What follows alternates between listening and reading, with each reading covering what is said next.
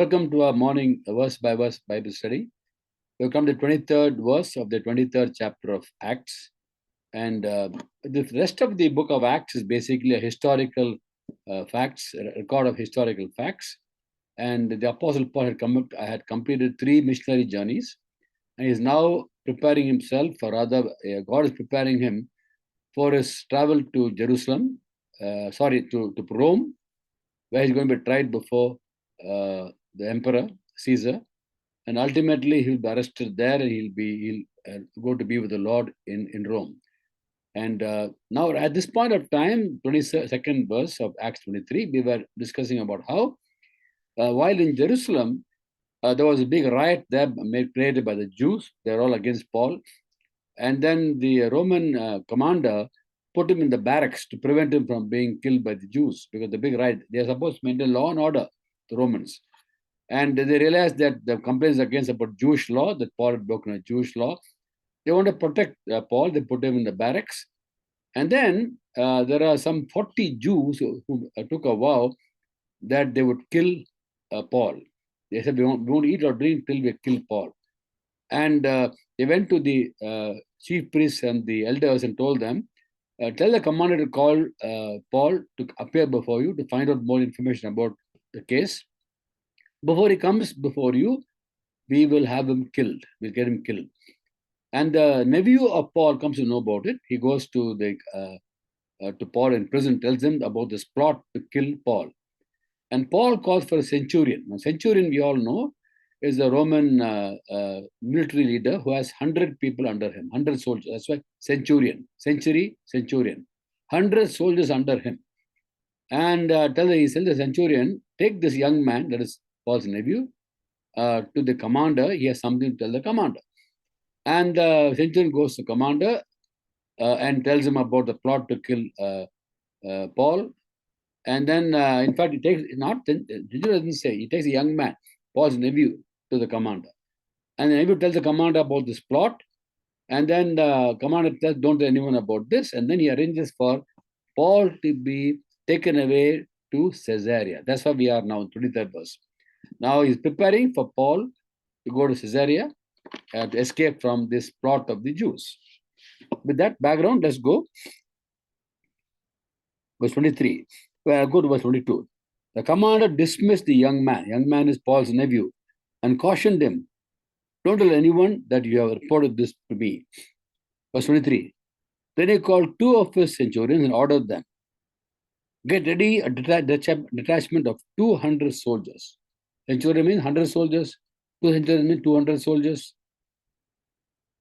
70 horsemen or cavalry, and 200 spearmen to go to Caesarea at 9 tonight.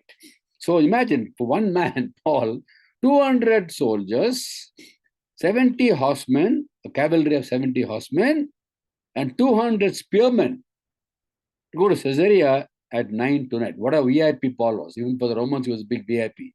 Because such a furor he created through his commitment to Christ. The Jews are all agitated. And since Romans supposed to maintain law and order, they were scared about what would happen if the Jews... and his main problem was Paul was a Roman citizen. He was a Roman citizen. Because Roman citizen, the Roman command had a responsibility. I can't get a Roman citizen killed by the Jews. I'm answerable to Caesar. Romans had a lot of rights. And Paul is born a Roman citizen. The commander had to buy his Roman citizenship. Paul is born a Roman citizen. Everything planned by God, so beautifully planned by God. At 9 p.m. tonight, the 24th was, provide mounts for Paul so he may be taken safely to Governor Felix.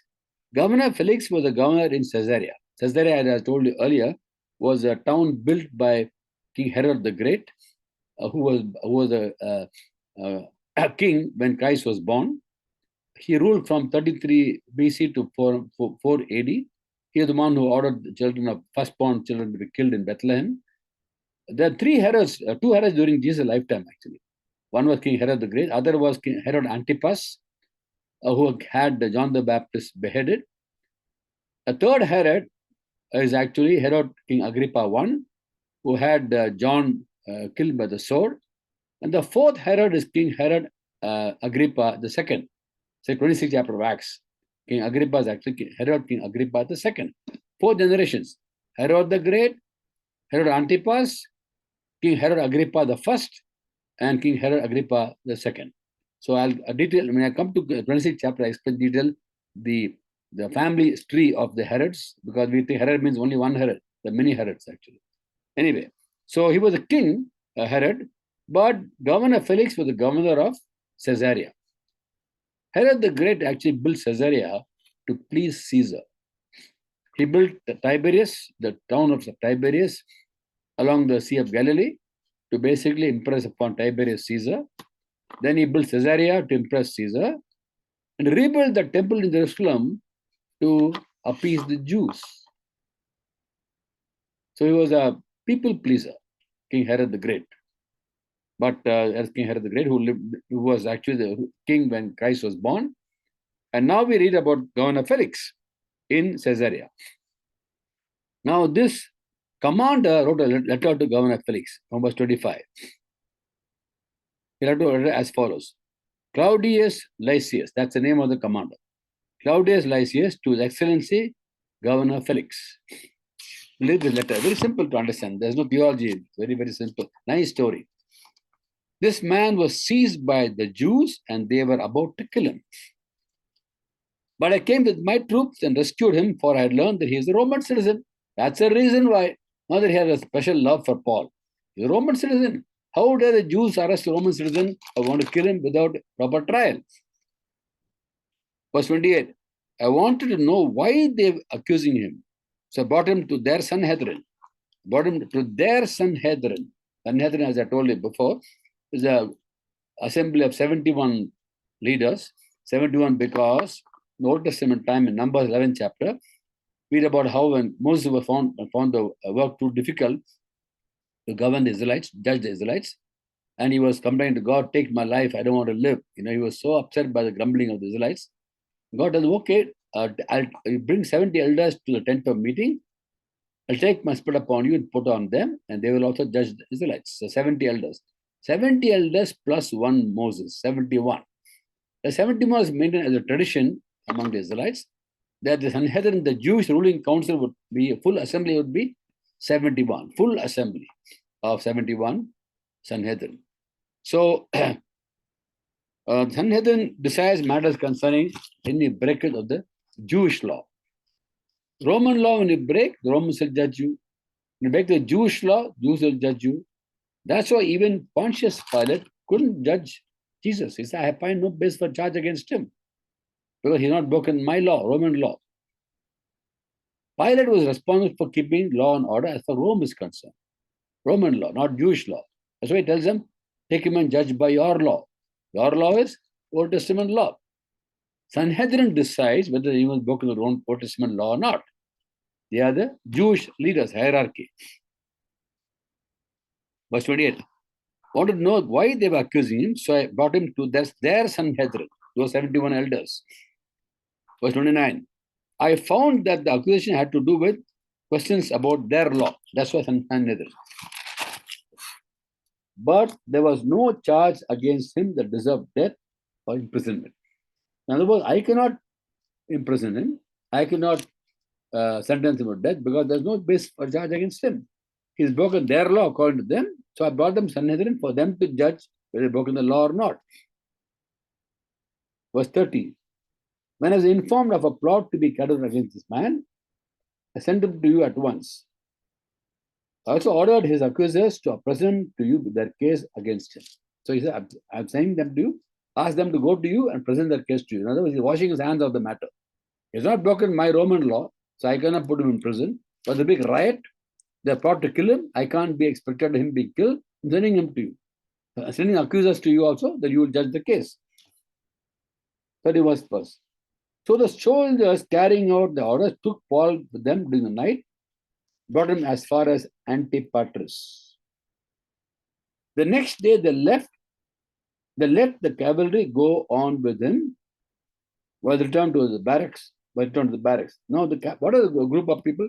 200 soldiers, 70 horsemen, and 200 spearmen. The soldiers went back. to Jerusalem. The cavalry, which is basically the horsemen, went on with Paul. Paul also was on a horse to Caesarea. Verse 33. When the cavalry arrived in Caesarea, they delivered the letter to the governor and handed Paul over to him. The governor read the letter and asked what province he was born. He was from. Sorry, what province he is from. Each province has got a governor. Learning that he was from Cilicia, he said, I will hear your case when your accusers get here. Cilicia actually is the province where Tarsus was the main city. And Paul was born in Tarsus of Cilicia. Cilicia, if you go up north along the western coast of Israel, keep on going up. Now they come to the southeast corner of today's Turkey, Syria, Turkey, and Israel. The corner is Tarsus, where Paul was born, Sicilia. That is the province. So he said, I will hear a case when the accusers get here. Then he ordered that Paul be kept under guard in Herod's palace. The rules of Herod's palace are still there at Caesarea. Caesarea is a port town. There are two ports in Israel, western coast, the Mediterranean Sea. Northern port is Caesarea, southern port is Joppa, from where Jonah went away, opposite direction. And Peter was actually in the house of Simon in Joppa. Joppa is today called Jaffa. Verse 24, chapter 24. 5 days later, the high priest Ananias went down to Caesarea with some of the elders and a lawyer named Tertullus. And they brought the charges against Paul before the governor. So high priest went there along with the lawyer. The lawyer had to present the case legally to the Romans because the Roman law. Actually, the governor Felix is responsible for maintaining Roman law and order. So Tertullus is a lawyer who knew the Roman law. So Ananias the high priest took Tertullus. The high priest knows Jewish law. Tertullus knows the Roman law. So they took both of them men to Governor Felix and they brought the charge against Paul before the governor. Verse 2. When Paul was called in, Tertullus presented his case before Felix. Very simple to understand. Ananias the high priest, Jewish law. Tertullus the lawyer, Roman law. And then look at the way they start. We enjoyed a long period of peace under you, and your foresight has brought about uniforms in this nation. Everywhere and in every way, most excellent Felix, we acknowledge this with profound gratitude. They're trying to appease him. They're trying to, play up to him, praising him, thinking he'll get carried away by their praises. Verse 4. But in order not to weary you further, I would request that you be kind enough to hear us briefly. Verse 5. We have found this man to be a troublemaker, stirring up riots among those all over the world. All over the world is raising up trouble. He's a ringleader. You're going to see later on. Troublemaker. Wherever he goes, there's trouble. And look at the next part. He's ringleader of the Nazarene sect and even tried to desecrate the temple, so we seized him. Now, Nazarene sect was the name given to the believers in those days. The believers called themselves the Way. The Way. That's what they were known as Christians, not Christianity. Christianity came much later. The word Christianity came only in the year 100 AD, when in Antioch there was a man by name Ignatius who coined this word Christianity. And it's not Christianity in those days, in the first century. It was actually the Way. The believers called themselves the followers of the Way. The Jews referred to them as the Nazarene sect. It's like a sect means like a cult. They believe there's a cult, but they didn't believe Jesus is the Messiah. So they call them a cult, a sect. Even try to desecrate the temple. What do I mean by that? These people found Trophimus in the temple area. Earlier we saw in the earlier chapters. Trophimus was one of the understudies to Paul, like Titus and Timothy. He was found in the temple area nearby.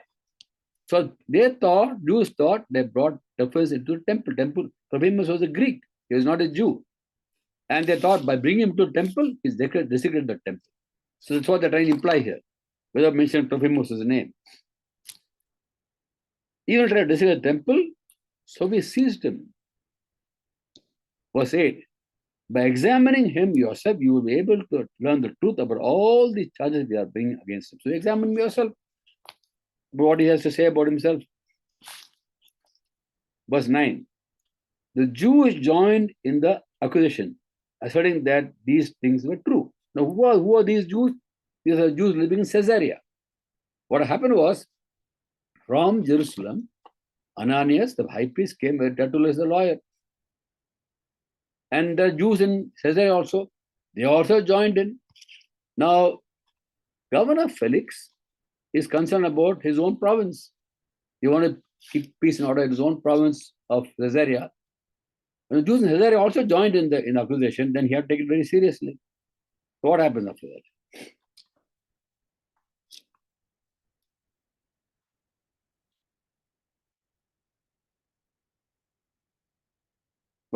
Verse 10.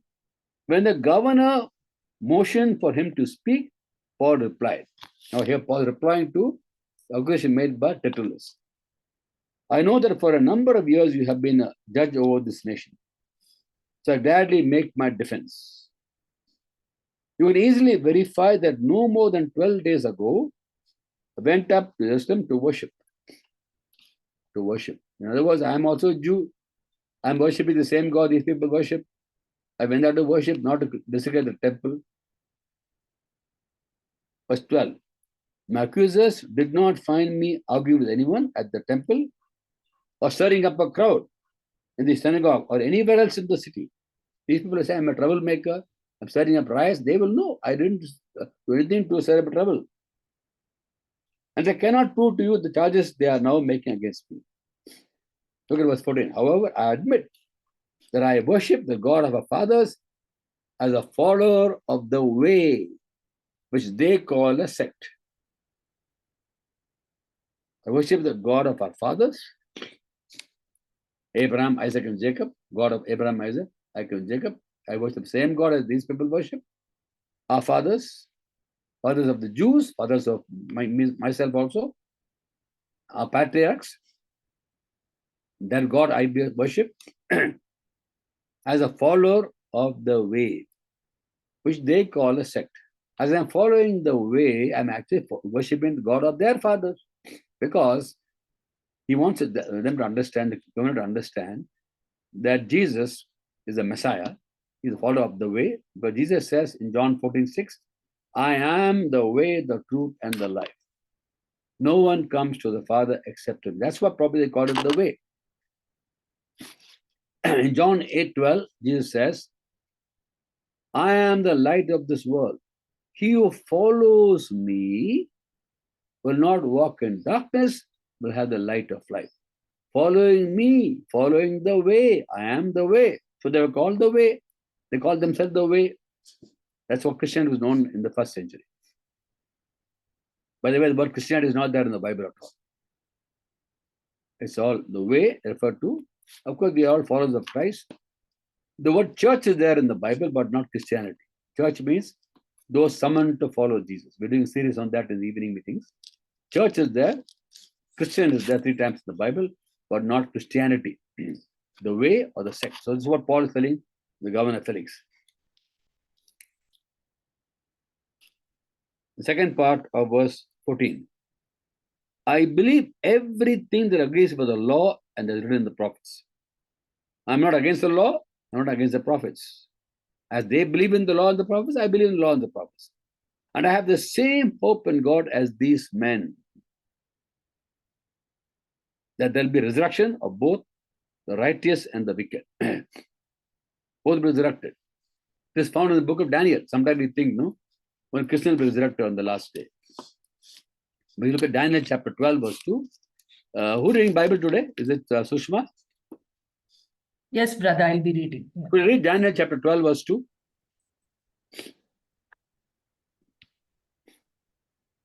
Daniel chapter 12, verse 2.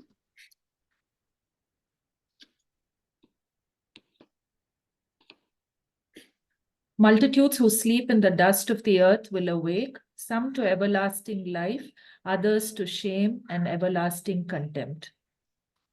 Who will be raised to life? Both believers and unbelievers. Some to everlasting life, believers, some to everlasting death, the wicked also. So it says very clearly, I believe the resurrection of both the righteous and the wicked. Now I want to stop here for a moment and clarify a doubt was raised last Bible study on Friday. I had mentioned in many of my sessions that the biblical reference to resurrection of the Messiah is found in the book of Psalms, 16 chapter verse 10, where David writes, "You will not abandon me to the grave or let a holy one see decay." This word is quoted by Peter when explaining about Christ's resurrection in Acts 2, 24 to 27. And I mentioned that time that the Sadducees don't believe in the resurrection only because they only believe in the first 5 books of the Old Testament and don't believe the rest of the books. So this is a reference in the Psalms. It's not in the the Torah or the Pentateuch, the first 5 books. Now the question was raised there. When the Sadducees asked a question which is about resurrection, it refers to God speaking to Moses by the burning bush, 12th chapter of Mark and 20th chapter of Luke, where he says, "I'm the God of Abraham, Isaac, and Jacob," and he tells them, he appeared to Moses and told them, "He's God of the dead, but of the living." And based on that, the person asked this question. That we spoke of resurrection that time also. But then that living, God of living is Abraham, Isaac, and Jacob. Their spirits were living, not the body. Body was in the dust. How do you know that? 12th chapter of Hebrews 23 says, "They come to spirits of righteous men made perfect." They come spirits of righteous men made perfect. Till the judgment day, till Christ comes second time, all the people who have fallen asleep in Christ, body goes to dust, spirit go to Jesus. The spirits are alive, not the body. Abraham, Isaac, and Jacob, the body is not raised to life.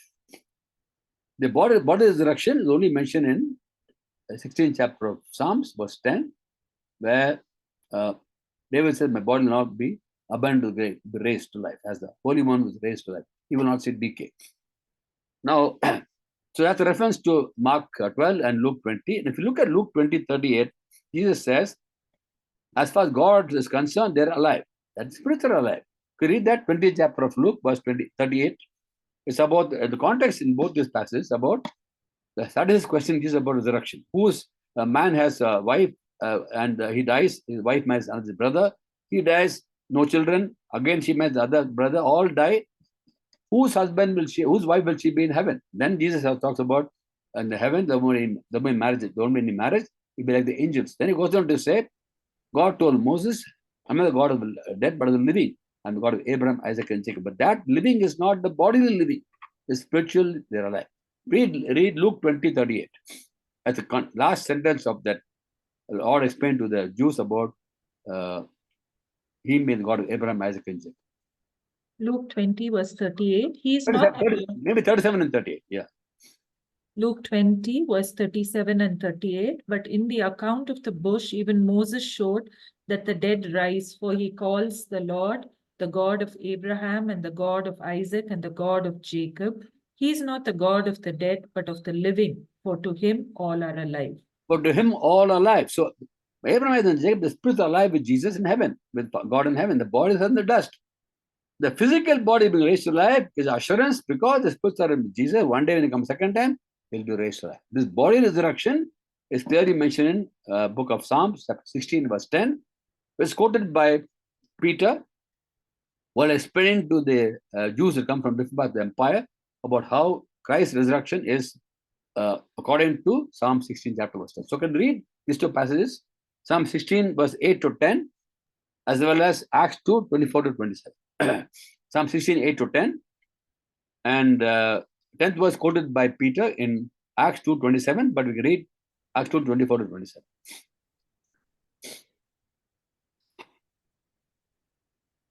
Psalm 16, verse 8 to 10. I have set the Lord always before me, because he is at my right hand, I will not be shaken. Therefore, my heart is glad and my tongue rejoices. My body also will rest secure, because you will not abandon me to the grave, nor will you let your Holy One see decay. I'll go to the grave, you won't abandon me. And now we let the Holy One see decay. Who's the Holy One? Christ. He will not decay. His body will not decay. He will be raised to life.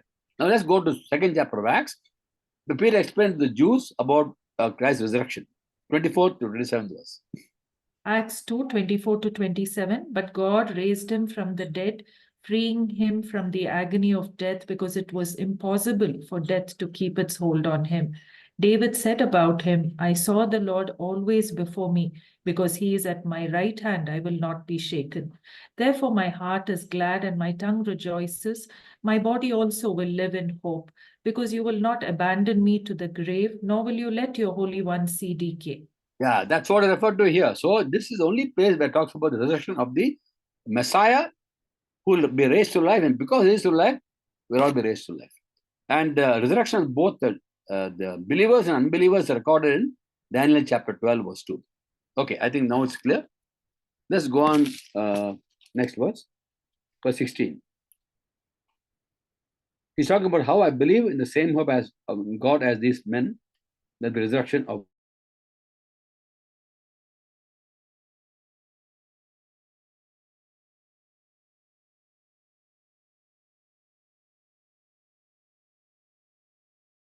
always conscience clear before God and man. That was one of the typical qualities of Paul's life.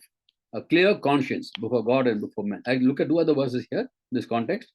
Let's read 2 Timothy 1:3 and Acts 23rd chapter verse 1, that which we also did earlier. Acts 23:1. Please. The context of a clear conscience. So important to have a clear conscience.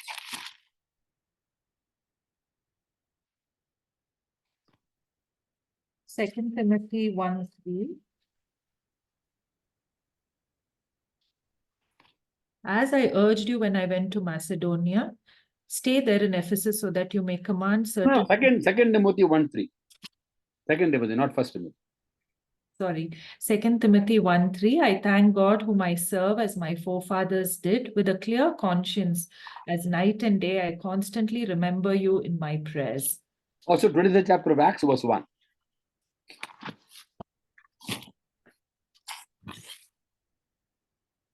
Acts 23 verse 1. Paul looked straight at the Sanhedrin and said, my brothers, I have fulfilled my duty to God in all good conscience to this day.